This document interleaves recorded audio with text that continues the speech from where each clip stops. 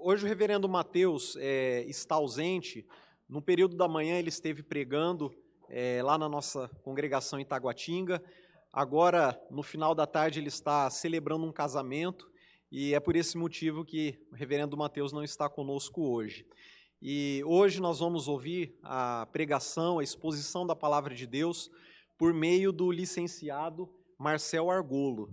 Ele é licenciado, está aí nos passos para a ordenação ao ministério pastoral pelo nosso presbitério, Presbitério Alvorada, é membro da Igreja Presbiteriana Semear, é conhecido de muitos irmãos, né, especialmente aqueles que já congregaram na Igreja Presbiteriana Semear.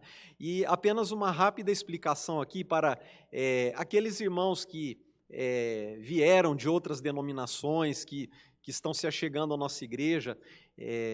Nós o chamamos de licenciado apenas para explicar aos irmãos que a licenciatura é um estágio na candidatura ao ministério pastoral que se inicia logo após o término do seminário.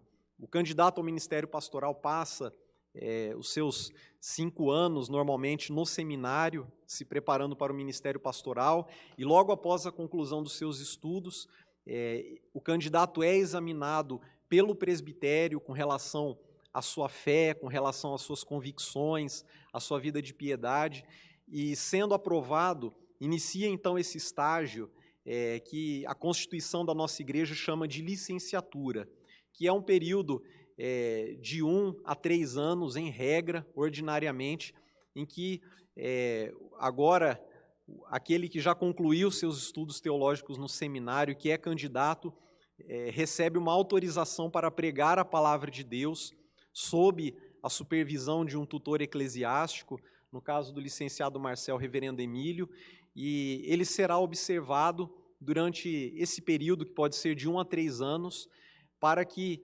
posteriormente seja novamente examinado pelo presbitério e, se for aprovado, se ele passar nesse exame, ele então é ordenado ao ministério pastoral, ao ministério da palavra.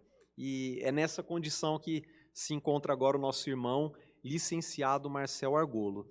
Nós agradecemos por você estar aqui conosco nessa noite. Ele é esposo da Sara e tem 3 filhinhos, e nós rogamos que o Senhor o abençoe e que você seja usado nessa noite para transmitir a palavra de Cristo a nós. Deus abençoe.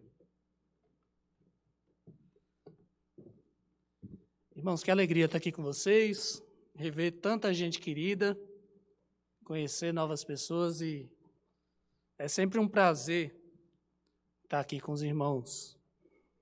Queria agradecer o convite do pastor Mateus, em nome do conselho dessa igreja. É minha sincera oração que o Senhor nos abençoe por meio da sua palavra hoje. Vamos continuar então a nossa série em Romanos. E hoje, Romanos capítulo 5,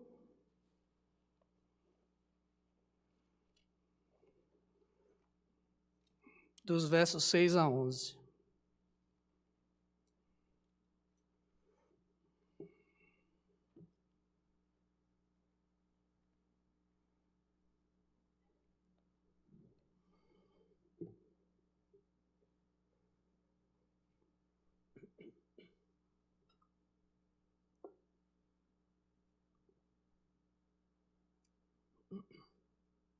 Romanos 5, de 6 a 11, diz assim a palavra do Senhor. Porque Cristo, quando nós ainda éramos fracos, morreu a seu tempo pelos ímpios. Dificilmente alguém morreria por um justo, pois poderá ser que pelo bom alguém se anime a morrer. Mas Deus prova o seu próprio amor para conosco pelo fato de ter Cristo morrido por nós, sendo nós ainda pecadores. Logo, muito mais agora, sendo justificados pelo seu sangue, seremos por ele salvos da ira. Porque se nós, quando inimigos, fomos reconciliados com Deus mediante a morte do seu Filho, muito mais, estando já reconciliados, seremos salvos pela sua vida. E não apenas isto, mas também nos gloriamos em Deus por nosso Senhor Jesus Cristo, por intermédio de quem recebemos agora a reconciliação. Amém. Vamos orar? Santo Deus, a Tua palavra está aberta diante de nós. Pedimos que o Senhor abra também o nosso coração. Que o Teu Espírito Santo que inspirou essa palavra tantos anos atrás, ilumine as nossas mentes, transforme o nosso coração por meio dela também, Senhor. Fala conosco, em nome de Jesus. Amém. Você já recebeu alguma prova de amor? Alguém já fez alguma coisa que mostra para você o quanto essa pessoa te ama? Vez por outra eu recebo uma prova de amor da Sara. Ela compra e ela prepara fígado bovino para mim. E ela não gosta de fígado, tá? Isso é uma baita prova de amor, gente. Mas tem gente que fez coisas impressionantes para provar o seu amor. Por exemplo, o rei Eduardo VIII da Inglaterra, ele queria se casar com uma americana chamada Wallis Simpson. Mas a lei britânica proibia que um rei britânico se casasse com uma pessoa que fosse divorciada, enquanto o seu cônjuge estivesse vivo. Então, em 1936, Eduardo abdicou do trono da Inglaterra para casar com a sua amada. Outra prova, em 1927, um arquiteto de Wisconsin, chamado John W. Hames, ele viu a esposa dele tendo um trabalhão para juntar o lixo, principalmente os alimentos. Ela embrulhava em jornal e tentava colocar tudo bonitinho no lixo. E ele viu o trabalho que ela tinha, então, para ajudar, ele criou um dispositivo que triturava a comida em pedaços pequenininhos, para que ela pudesse jogar direto no ralo a comida. E assim, em 1935, ele inventou o triturador de lixo. Ainda não chegou no Brasil, mas nos Estados Unidos, todo mundo tem um triturador de lixo. Daqui mais uns 50 anos, talvez. Conta-se uma lenda também que, por volta do ano 600 a.C., a rainha Amitis, ela estava com saudades da sua terra, lá na Média. Então, o rei Nabucodonosor, o mesmo rei Nabucodonosor que você está pensando, ele mandou construir uma série de jardins plantados nos terraços lá da Babilônia, que eles pareciam que eles flutuavam no ar. Só para agradar a sua amada, só para que ela se sentisse mais em casa. Os jardins suspensos da Babilônia. Eles estão entre as 7 maravilhas do mundo antigo, embora ninguém tenha achado ainda esses jardins. E mais uma prova de amor. Na manhã de Natal de 1870, o compositor alemão Richard Wagner, ele juntou 17 músicos para acordar a sua esposa Cosima com a música que ele compôs exclusivamente para ela. Uma música que homenageava o filho deles, que tinha acabado de nascer. A música se chama Idílio de Siegfried. É cada prova de amor que as pessoas fazem, né? Os namorados aí estão só... Hoje nós vamos ver uma prova de amor também. Mas essa prova de amor ela é completamente diferente de tudo que nós já ouvimos falar por aí. Em resumo, queridos, hoje nós vamos ver que o amor de Deus, provado na cruz, garante que seremos salvos no dia final. O amor de Deus provado na cruz garante que nós seremos salvos no dia final. Nós vamos ver isso em 3 partes. E a primeira delas é que Deus prova o seu amor por nós com a morte de Cristo.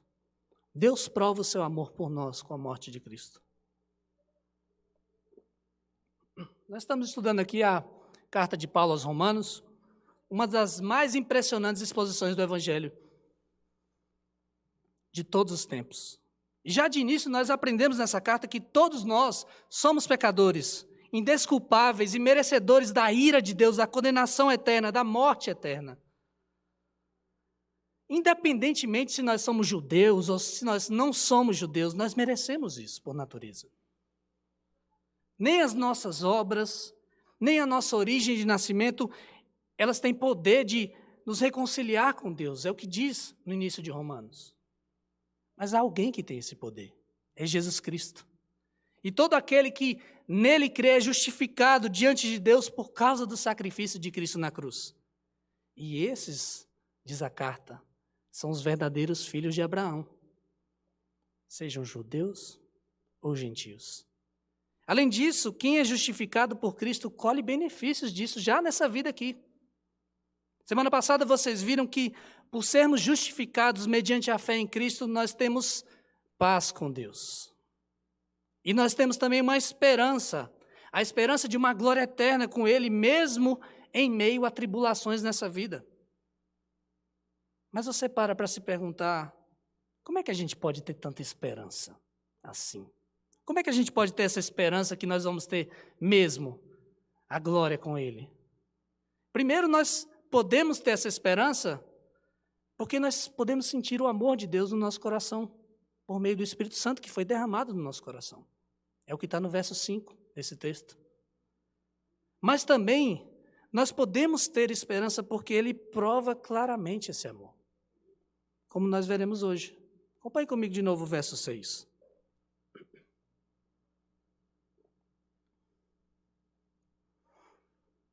Porque Cristo, quando nós ainda éramos fracos, morreu a seu tempo pelos ímpios.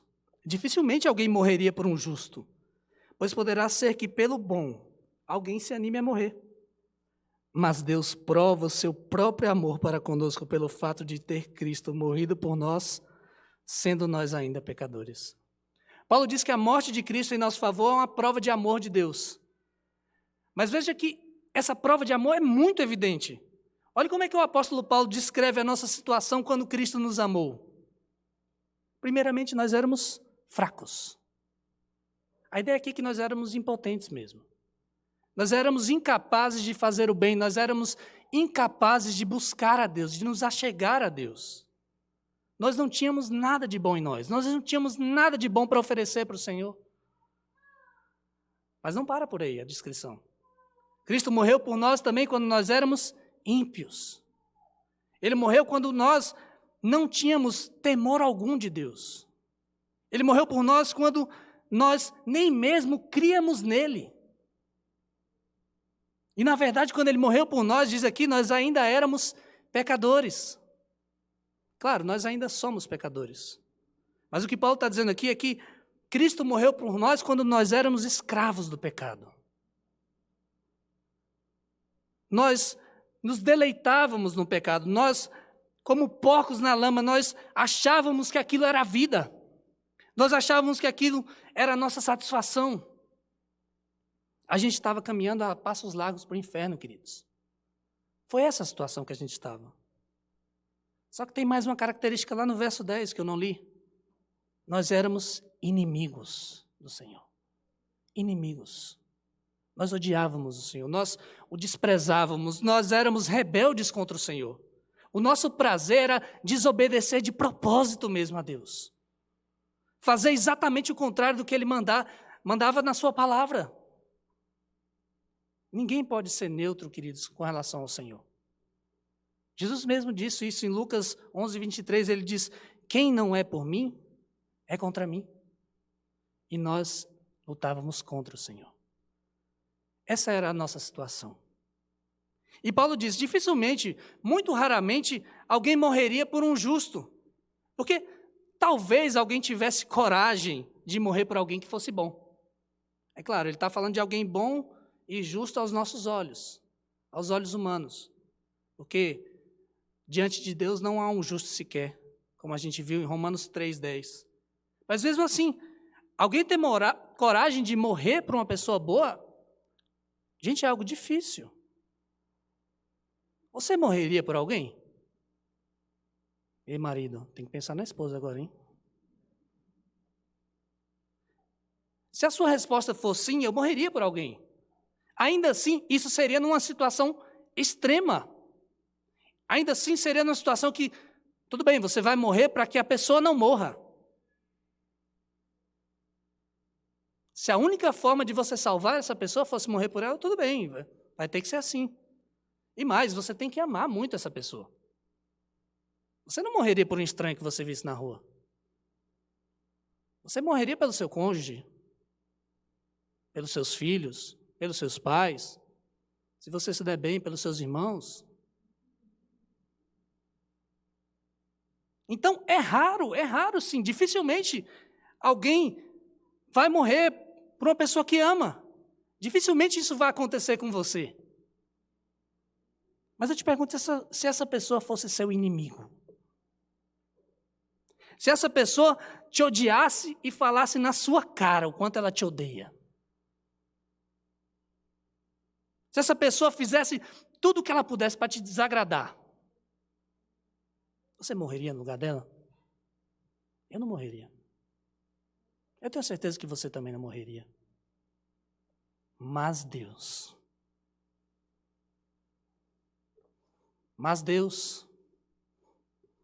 não é como nós. Louvado seja o nome do Senhor. Deus prova o seu amor para conosco ao enviar o seu Filho amado para morrer por esse tipo de gente que nós éramos, fracos, ímpios, pecadores, inimigos dele. Foi isso que ele fez. Cristo morreu ao seu tempo, diz o texto. Cristo morreu no tempo determinado pelo Senhor. Desde antes da fundação do mundo, Deus enviou o seu Filho amado para que ele vivesse e morresse por nós. E sabe, nós não esperávamos por ele. Nós nem queríamos a presença dele aqui. Mas ele veio e ele morreu para nos salvar. O pastor Danny Orton, comentando esse versículo, ele diz: quando nós, mesmo com os nossos sorrisos, a nossa educação, nós corríamos de Deus, o mais rápido que a gente podia, construindo os nossos reinos, amando a nossa própria glória, devorando os prazeres desse mundo, com nojo da beleza de Deus, fechando os ouvidos para os chamados constantes do Senhor.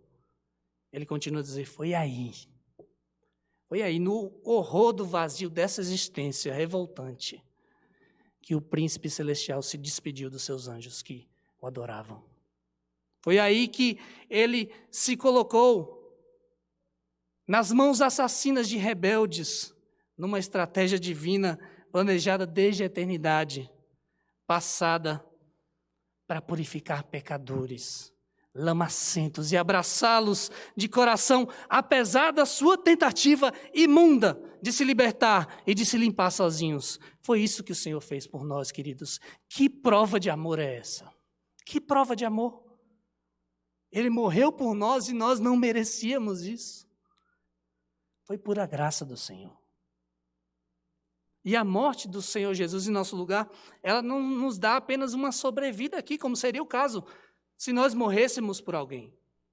A pessoa vive mais um pouco, alguns anos, décadas no máximo. A morte de Cristo em nosso favor, ela nos dá liberdade da morte eterna. Ela nos livra da morte, paga a nossa dívida com Deus e nos dá a vida eterna e nos dá a justiça de Cristo. Deus, queridos, Ele tomou a iniciativa de nos amar. Nós lemos mais cedo, 1 João 4, 9 e 10 diz: nisto se manifestou o amor de Deus em nós, em haver Deus enviado o seu Filho unigênito ao mundo para vivermos por meio dele. Nisto consiste o amor, não em que nós tenhamos amado a Deus, mas que Ele nos amou e enviou o seu Filho como propiciação pelos nossos pecados. Queridos, o Senhor nos ama como nós somos, pecadores, indignos do seu amor. Mas sabe, Ele nos ama tanto que Ele não deixa a gente ficar como a gente está. Ele não deixa. Ele faz tudo novo em nós, quando Ele nos alcança com o seu amor. Porque se alguém está em Cristo, é nova criatura, as coisas velhas já passaram. Eis que tudo se fez novo.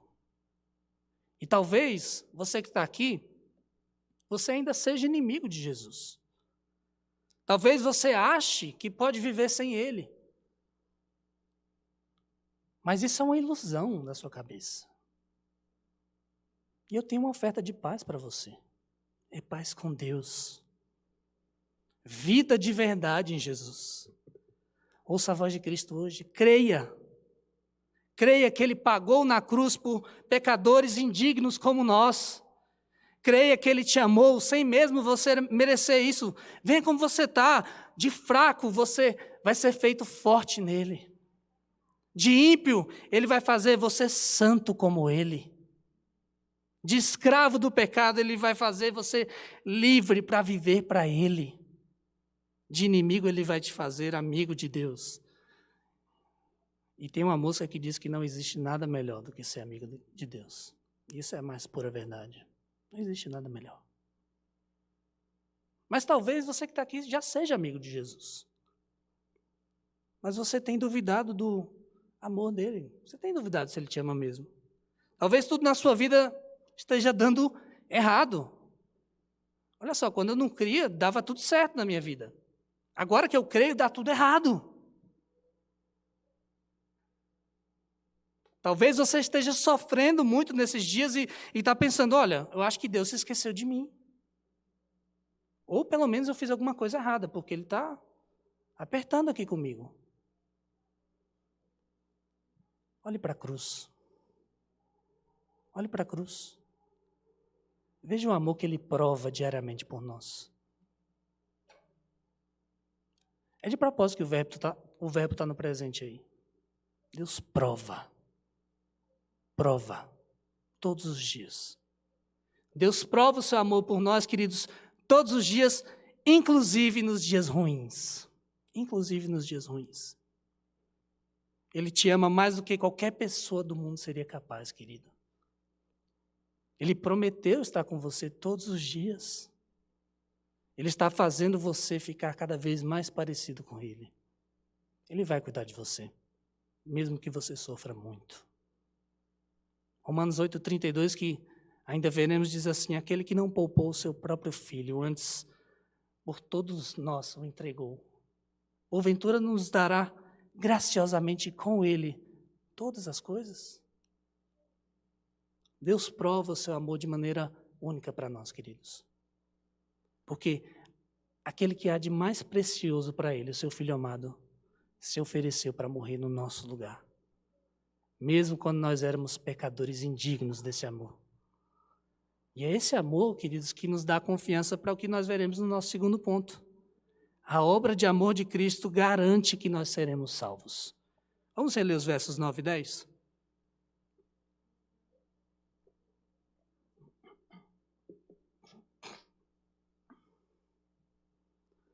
Logo muito mais agora, sendo justificados pelo seu sangue, seremos por ele salvos da ira. Porque se nós, quando inimigos, fomos reconciliados com Deus mediante a morte do seu Filho, muito mais, estando já reconciliados, seremos salvos pela sua vida. Paulo continua a mostrar como o amor de Deus é impressionante e ele é único. Se nós acabamos de ver no verso 8 que o amor de Deus foi tão grande, ao ponto dele nos amar quando nós éramos pecadores, rebeldes contra ele, aqui a gente vê que esse amor, ele não só toma a iniciativa de vir até nós, mas ele permanece para sempre. O amor de Deus provado na cruz de Cristo mostra que ele nos amou antes mesmo que cada um de nós existisse. O amor de Deus provado na cruz de Cristo mostra que ele nos ama hoje, porque nós estamos reconciliados com ele. E o amor de Deus provado na cruz de Cristo mostra que ele vai nos amar para sempre. Sabe por quê? Porque o Senhor escolheu nos amar. Foi o Senhor que escolheu nos amar. É por isso que Paulo faz a comparação lógica. Se Deus prova que nos ama tanto a ponto de Cristo ter morrido quando nós éramos inimigos dele, você acha que agora que nós somos amigos, ele vai parar de nos amar? Você acha que agora que nós somos amigos de Deus, ele vai despejar a sua ira sobre nós? Não. Nós já estamos justificados pelo sangue de Cristo. E é isso que nos salva da ira de Deus. E quando Paulo fala de salvação da ira aí, ele está falando da salvação no julgamento final do Senhor. O Senhor vai julgar todas as pessoas. 2 Coríntios 5,10 diz, todos nós compareceremos perante o tribunal de Cristo para sermos julgados pelas nossas obras. E Efésios 5,6 diz que a ira de Deus virá sobre os filhos da desobediência, sobre aqueles que se mantiveram inimigos de Deus. Mas e nós, os amigos, como é que a gente fica? Deus verá as nossas obras. Mas em vez de dar a nós o que a gente merece, Ele vai falar, já está pago. Já está pago. Cristo pagou por ele. Cristo pagou por ela. Eles estão salvos da minha ira. Cristo já recebeu, queridos, a ira de Deus no nosso lugar. Ele já nos deu a sua justiça. E Ele já sofreu por nós aquilo que nós merecíamos sofrer. E nós que cremos nele, nós estamos salvos para sempre. Ele mesmo diz em João 5,24, em verdade vos digo, quem ouve a minha palavra e crê naquele que me enviou, tem a vida eterna, não entra em juízo, mas já passou da morte para a vida. Já passou. É por isso que Paulo fala, se quando nós éramos inimigos, nós fomos reconciliados com Deus pela morte de Jesus, agora que nós já estamos reconciliados, com certeza absoluta nós seremos salvos. Porque é a vida de Jesus que está em nós. É a vida dele, o Espírito Santo dele que está em nós. Se Deus nos amou quando nós éramos pecadores, Ele nos ama muito mais agora que nós somos seus amigos. Que nós somos transformados por Ele a cada dia, para ficar mais parecidos com Jesus. Isso é que nos dá confiança, queridos, de que nós seremos salvos um dia.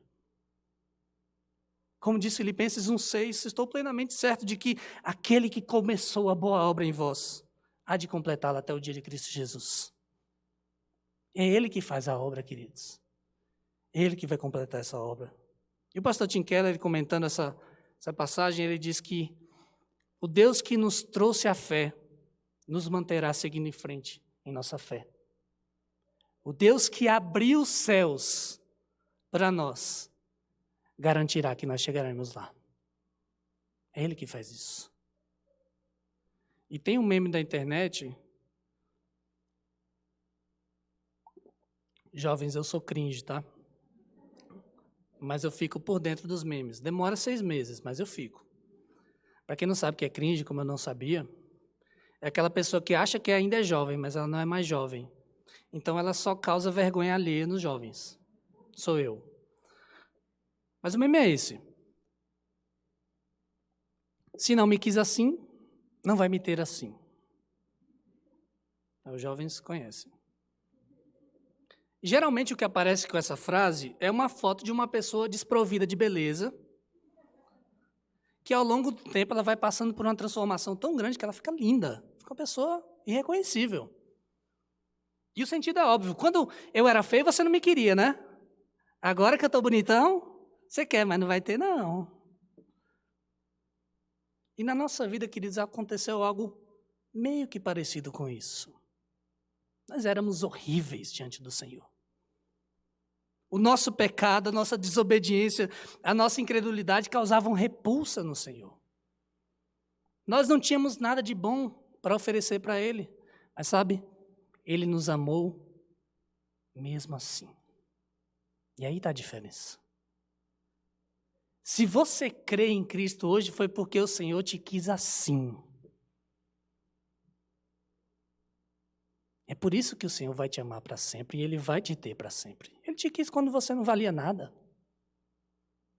E se você vale alguma coisa hoje, se nós valemos, é por causa dEle. Ele nos ama, apesar de nós, queridos. Nunca foi sobre o que nós poderíamos oferecer para o Senhor. Sempre foi a graça do Senhor. A graça divina nos salvou em Cristo. A despeito de nós mesmos, a graça divina nos transforma pelo Espírito Santo para que nós fiquemos semelhantes a Jesus, e a graça divina é que vai nos salvar no fim. É a graça. John Stott, comentando essa passagem, ele diz que o Jesus que morreu por os nossos pecados ressuscitou da morte e vive. E Ele espera que o seu povo experimente por si mesmo o poder da sua ressurreição. Agora nós podemos, ele diz, compartilhar da sua vida. E no dia final nós compartilharemos também da sua ressurreição. Mas se você ainda não creu em Jesus, e eu prefiro insistir, você não compartilha dessa vida eterna. E nem vai compartilhar a menos que você se arrependa e creia. Creia hoje. Amanhã pode ser tarde demais.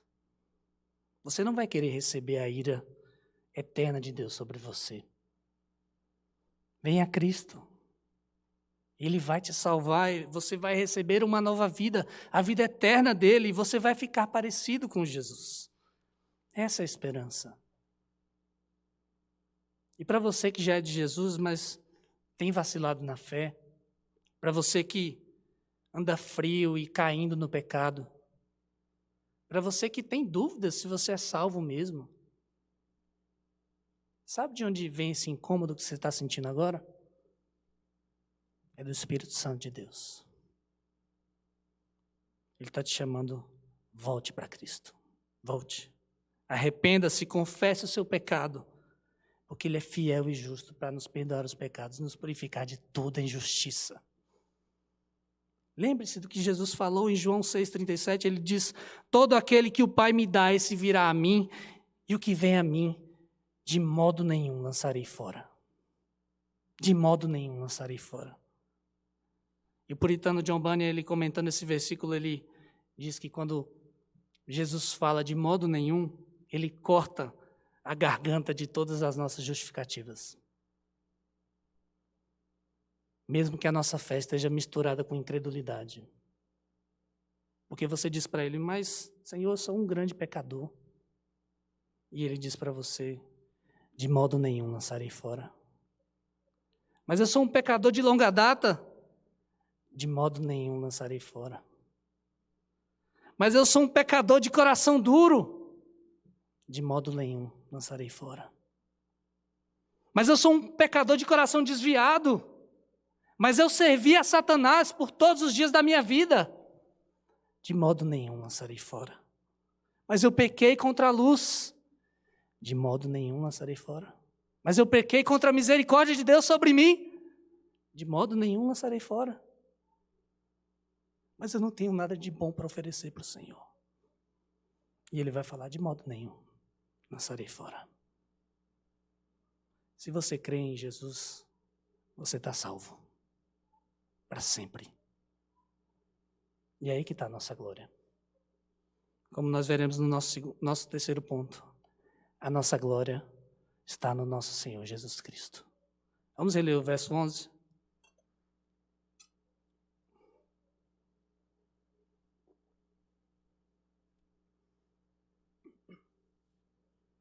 E não apenas isto, mas também nos gloriamos em Deus por nosso Senhor Jesus Cristo, por intermédio de quem recebemos agora a reconciliação.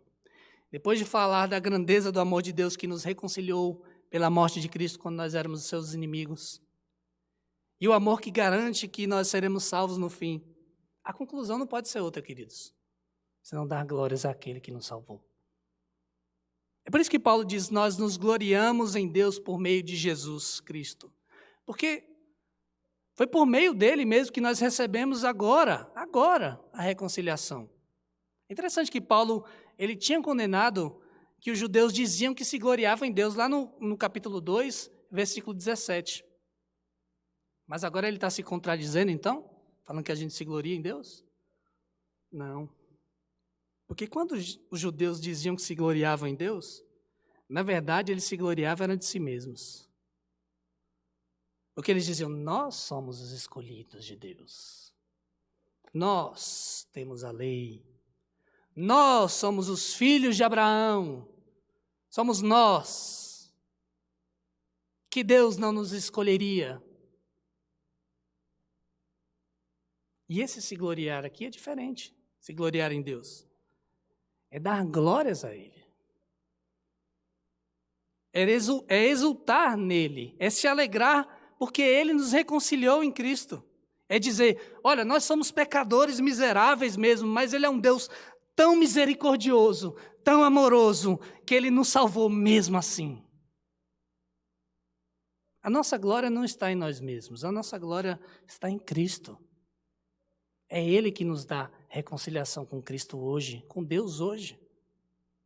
John Stott diz que a exultação cristã em Deus começa com um tímido reconhecimento de que nós não temos o mínimo direito sobre Ele. E continua com maravilhar-se com o fato de Cristo ter morrido por nós quando nós ainda éramos pecadores, inimigos dele. E termina com a humildade, com a confiança de que Ele há de completar a obra que Ele iniciou. Quando nós entendemos, queridos, essa obra maravilhosa de Jesus nas nossas vidas, não tem espaço para orgulho no nosso coração, não pode ter. Só tem espaço para adoração, para alegria, para gratidão, para louvor a Deus.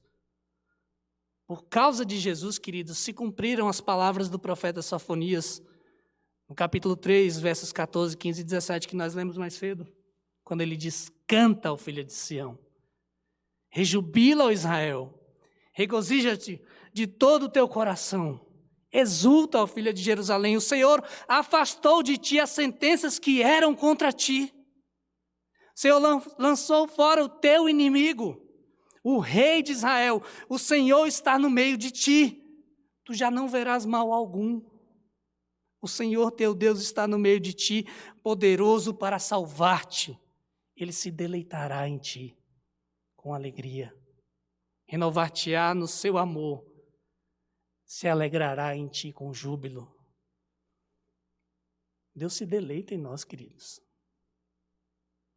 Deus se deleita em nós não por causa de nós meramente, mas por causa daquele a quem nós estamos unidos, o Senhor Jesus. Foi Ele que afastou de nós as sentenças que nos eram devidas. Foi Ele que nos livrou dos nossos inimigos, o diabo, o mundo, nós mesmos, a nossa carne. É Ele que está no meio de nós pelo seu Santo Espírito e que garante que nós não vamos ver mal algum. Ele nos salvou e Ele nos deixa participar desse relacionamento maravilhoso entre o Pai, o Filho e o Espírito Santo. Um relacionamento de deleite, de alegria nele. Eu te pergunto, é ou não é motivo suficiente para nos alegrarmos na glória dele? É ou não é motivo? Quando eu fiz 18 anos, a coisa que eu mais queria era tirar a carteira, e não era de trabalho, tá? Mas meu pai me fez tirar de trabalho primeiro. De motorista. Eu sempre sonhei com esse momento. E quando chegou o dia da prova, você pode imaginar que eu estava muito nervoso. Afinal, por coincidência, o dia da minha prova prática do Detran era o mesmo dia que ia sair o resultado do vestibular da Universidade Federal.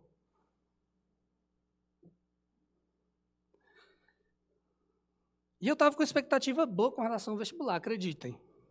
Porque eu consegui tirar notas boas, então eu estava esperando que ia dar certo. Tanto é que minha família até preparou um churrasco. Podia dar tudo errado? Podia. Um churrasco pelo menos ia ter, né? Mas com relação à prova de direção, a coisa era bem diferente, porque eu estava muito nervoso. E quem faz a prova de direção é porque não tem muita habilidade com direção, né? Não deu outra. Eu reprovei na prova do Detran. Eu perdi a baliza por alguns segundos. O tempo foi muito curto, foi apenas 5 minutos, né? E aí eu não consegui terminar o outro lado da baliza. Tudo bem. E quando... Aqui não faz baliza, né? Eu estava pensando aqui, é só garagem. Vida boa. Nossa. Enfim. Quando eu voltei para casa, saiu o resultado do vestibular. E eu passei para a geologia. Nossa, eu fiquei muito feliz. Não, fiquei não. Estava todo mundo comemorando e eu com um sorriso amarelo. Por quê? Adivinha? Porque eu não passei na prova do Detran. Esse pode, eu fui aprovado no vestibular da Universidade Federal, mas eu não conseguia me alegrar com isso, porque eu não passei numa prova do Detran. Não tem comparação uma coisa com a outra, não tem comparação. Mas na minha cabeça tinha. Eu deixei de me alegrar com uma coisa muito mais importante para mim do que ter uma carteira de habilitação, porque eu investi as coisas na minha visão. E sabe, queridos, muitas vezes nós somos assim também. Nós deixamos que as ansiedades e as tristezas dessa vida, elas tapem os nossos olhos para aquilo que há de mais importante na nossa vida. Nós já estamos reconciliados com Deus, nós já estamos salvos, o Senhor nos ama, o Senhor vai cuidar de nós, nós estamos salvos, vamos viver com Ele para sempre. Mas às vezes a gente esquece disso, e a gente deixa que coisas dessa vida, coisas que vão passar, tirem essa alegria de nós. Por isso, você que está aqui já foi reconciliado com o Senhor, Peça a Ele, Senhor, dá-me alegria na Tua salvação. Mesmo quando as circunstâncias estiverem ruins, dá-me alegria na Tua salvação. Isso, queridos, não é diminuir a nossa dor. Isso não é diminuir o nosso sofrimento. Eles existem, sim. Mas é colocar cada um deles na perspectiva certa. Como diz o apóstolo Paulo em Romanos 8,18, porque para mim eu tenho por certo que os sofrimentos do tempo presente não podem ser comparados com a glória que há de ser revelada em nós. Creia nisso. Espere nisso. A nossa glória, queridos, está em Cristo. Compartilhe isso com as pessoas. Mostre que a alegria de ter Cristo na sua vida e ser reconciliado com Deus é incomparavelmente melhor do que qualquer coisa que a pessoa possa experimentar nessa vida. E não é uma alegria passageira, que depende de circunstâncias, que depende se você está bem. Não, é uma alegria eterna. É um deleite no Senhor, mesmo no sofrimento, mesmo na dor. Mostre para essas pessoas que têm sofrido, que têm ansiado por alguma coisa que dê esperança para elas. Mostre a esperança verdadeira. É Jesus Cristo. Mostre o que nos aguarda. Espalhe a esperança para eles. E quando você falhar, quando você se decepcionar consigo mesmo, lembre-se disso. Nunca fomos nós. Nunca fomos nós. Sempre foi Ele. A glória é dele. Arrependa-se do seu pecado e se alegre nele, porque Ele te ama, porque Ele cuida de você. E para você que está se achando sem valor, lembre-se, em nós mesmos a gente não tem valor mesmo, não.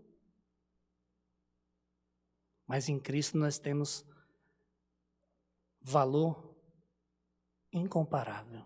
Nós valemos mais do que qualquer coisa nesse mundo para o Senhor.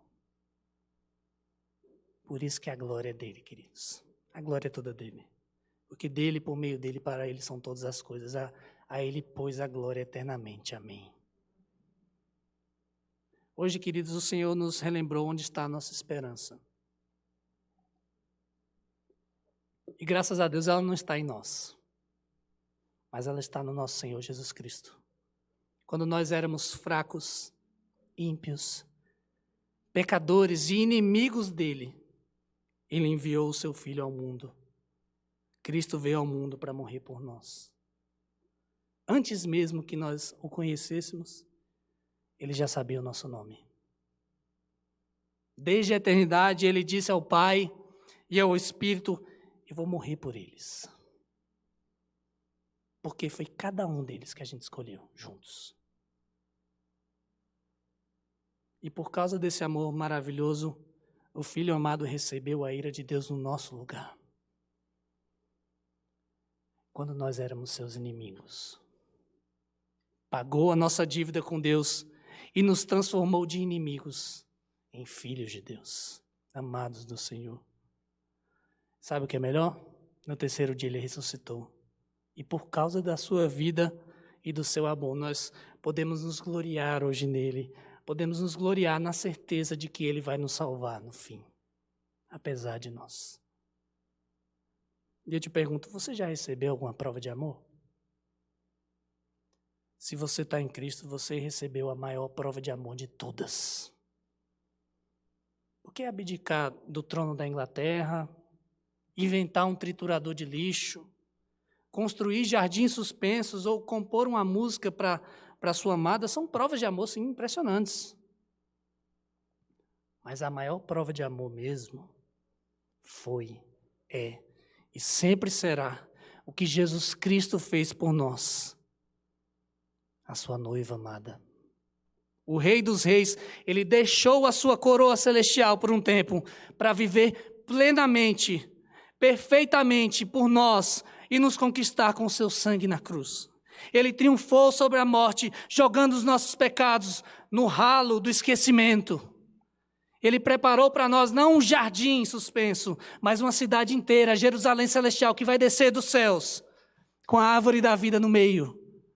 E nós, a sua noiva, nós é que iremos cantar uma música em homenagem ao Filho, proclamando em grande voz, digno é o Cordeiro que foi morto de receber o poder, e riqueza, e sabedoria, e força, e honra, e glória, e louvor. Amém. Vamos orar. Louvado seja o teu nome, Senhor. Só tu és digno, só tu és santo, só tu és Deus. E nós nos alegramos, nos gloriamos em ti. Não porque tenhamos alguma coisa para te oferecer, mas porque o Senhor fez tudo por nós. Te louvamos, Senhor, porque o amor derramado na cruz prova todos os dias que nós somos teus, que o Senhor nos ama, que o Senhor sempre estará conosco, que o Senhor vai nos salvar no fim. Ajuda-nos a viver com base nessa esperança. Ajuda-nos a proclamar essa esperança. É o que te pedimos e te agradecemos por tão grande amor. Em nome de Jesus. Amém.